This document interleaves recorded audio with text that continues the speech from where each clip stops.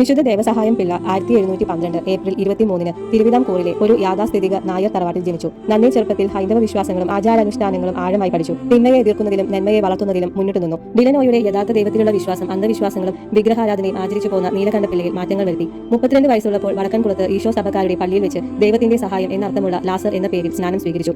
ദേവസഹായം പിള്ള എന്ന പേരിൽ അദ്ദേഹം അറിയപ്പെട്ടു. അറിഞ്ഞ സത്യത്തെ അദ്ദേഹം മറ്റുള്ളവരോട് പ്രഘോഷിച്ചു. വിശ്വാസത്തെ പ്രതി പോരാട്ടം നടത്തിയ അദ്ദേഹത്തെ തടവിലാക്കി കഠിനമായി 3 വർഷം ശാരീരികമായും മാനസികമായും പീഡിപ്പിച്ചു. അരുൾവായ് മൊഴിയിലെ വനത്തിൽ അദ്ദേഹത്തെ ബന്ധനസ്ഥനാക്കി. 1752 ജനുവരി 14 അരുൾവായ് മൊഴിയിലെ കാറ്റാടിമലയിൽ വെച്ച് പട്ടാളക്കാരുടെ വെടിയേറ്റ് ദേവസഹായം പിള്ള ധീരരക്തസാക്ഷിത്വം വരിച്ചു.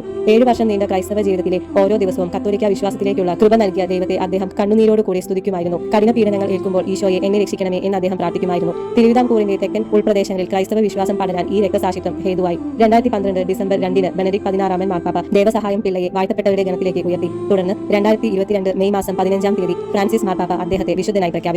ഇന്ത്യയിൽ നിന്നും വിശുദ്ധനാക്കപ്പെടുന്ന ആദ്യ ആത്മായനാണ് ദേവസഹായം പിള്ള.